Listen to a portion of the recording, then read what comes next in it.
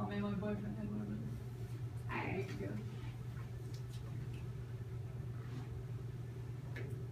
Okay, my name is Mackenzie Walters, and I'm going to be talking to you guys about root canals today. Now, when you hear the name root canal, you probably get an unpleasant feeling. I know I did before I started working in the dental field. Root canals aren't the most fun thing to go through, but they relieve pain and they also enable you to keep your tooth, which is awesome. So I'm just going to go over a little overview of what a tooth looks like. So according to the American Association of Endodontists, the enamel is the outer part, which is the white part that you see in your mouth. It is the hardest part, and then the second part is the dentin, which is this kind of like yellowish part, and it's a little bit softer, and if you ever have that exposed or anything, it's really sensitive.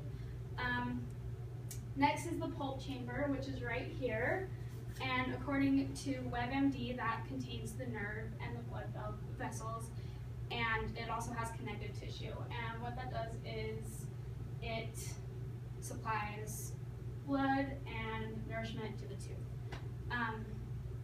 Now, you'll know that a tooth needs a root canal if there is any trauma to the tooth, so if you are hit in the face.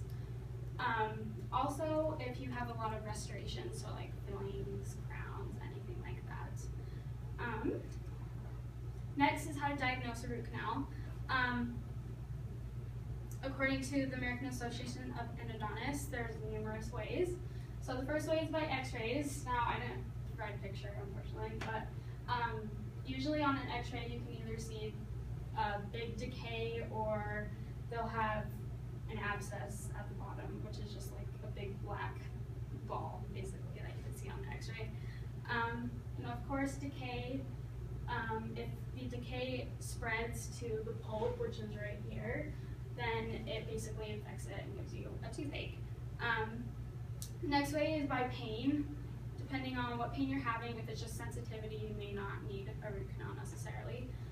If it is like a throbbing, constant, keep you up all night pain, then you might need one. How long it's been hurting, if it's hurting constantly, that's a sign. There's also a couple of tests that the dentist can do. If you feel cold on it or heat, that may not necessarily mean that you need one, just because your tooth can feel that. That's what the nerve's there for. If it is very hurts, then you probably will. Also, you can do like a percussion test, which they'll like tap on your tooth, and if you got that infection down there, it may not be very good. Lastly, I'll talk about how the procedure is performed. According to WebMD, the first thing that you do is take an x-ray, see if you need one or not. Second step is anesthetize, get yourself numb, everything so you don't feel that. And simply, you just drill a hole through the middle, and what he'll do is he'll put this, it's called a rubber dam, and it's basically like just this little square full of rubber, and it just basically isolates the tooth, so nothing gets in your mouth, anything like that. And then what they'll do next is they'll go in with these endophiles, and what those are, I'll show you a picture. So basically they're just like long metal, tiny little files, really sharp, and they basically have like ridges around it, and they're used to clean out the pulp tissue and the nerve, and they also shape the tooth, as you can see in there. It just kind of widens the canal and just shapes it, makes it all smooth in there. And that's according to Columbia.edu.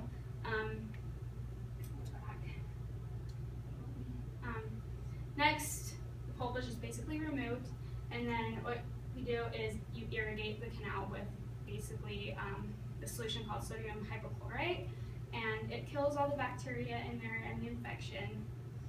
And then what they'll do next is they'll take the sealer, which is called gutta-percha, and it's just like this rubbery kind of filling material, and they'll just put it all the way down to the very tip of the root and fill it up, and they'll just put a filling or a crown on top.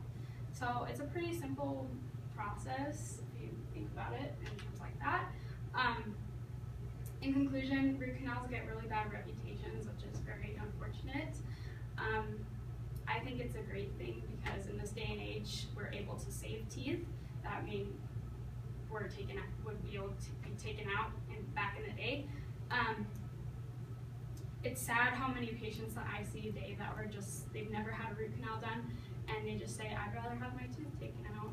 But it's like, if you think about it, how you would replace that tooth, you would have to go through like an implant surgery, which takes 6 months, or you'd have to have a removable partial. Like, there's just, I don't know. I think if you can save the tooth, why not?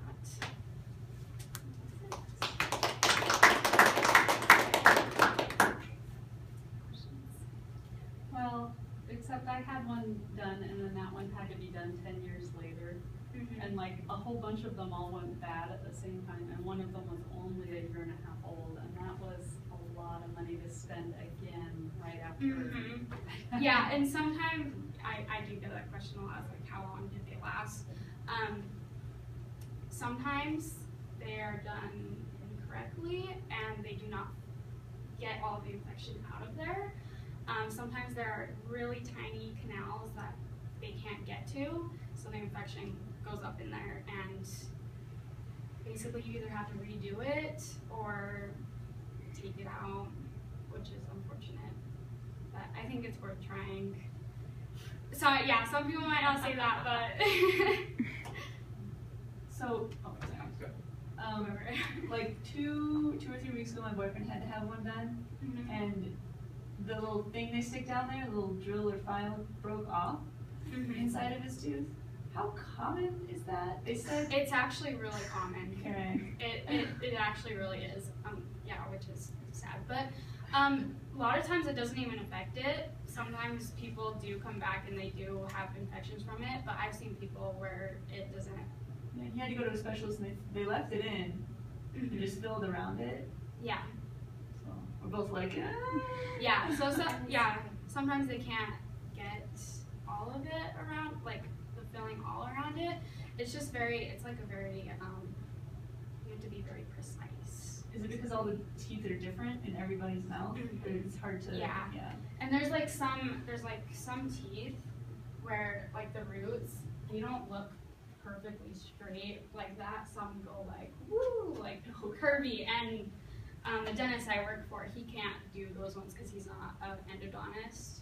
Yeah. So he refers them to endodontists because it's not worth trying for him because he can't do it. But so they just leave that material inside of the tooth, and then yeah. So this is the material, not the files. okay.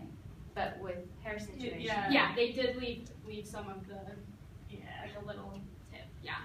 It cannot affect anything in the future. Like, is this metal? If you went under a metal detector, Yeah. I don't know. Like, Just like getting on an thinking, airplane, is he gonna go? yeah. I don't think so. I haven't, because I've seen people who have come to us and they've had it where it has infected it, and then I've seen people who hasn't and they haven't had any problems that they didn't even know it was in there. Yeah. So I mean it's very different. Oh yeah, because the dentist couldn't finish it, so he had to send it to a specialist. Yeah. And even then they couldn't get it out. He's like, it's expensive when they do that. But yeah. I got a question real quick. So if that does break, so will they cover it in case that happens, or is that now it's on them to help take care of it? Well, basically they leave it in there, but they fill like around it. Does that make sense? Yeah. So they'll just leave it in, and this was kind of an accident then, or? Yeah, so he's asking, like, for example, in her boyfriend's situation, Would you have to pay for he was it? responsible for that. Like, did your boyfriend have to go back and pay more of his own money? yeah, so the paperwork they have you fill out before you have any work. Says, And nothing's guaranteed. Yeah. I don't know, because that hasn't happened in my office. I've seen people who have come to us, that's happened to them, Yeah.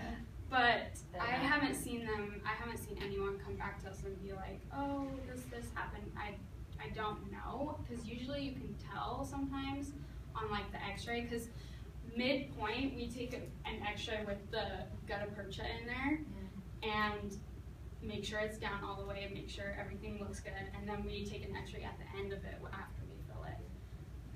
But I haven't seen with any of this. But even if you sign that paperwork, can't you still file some sort of lawsuit or something like that? Absolutely not?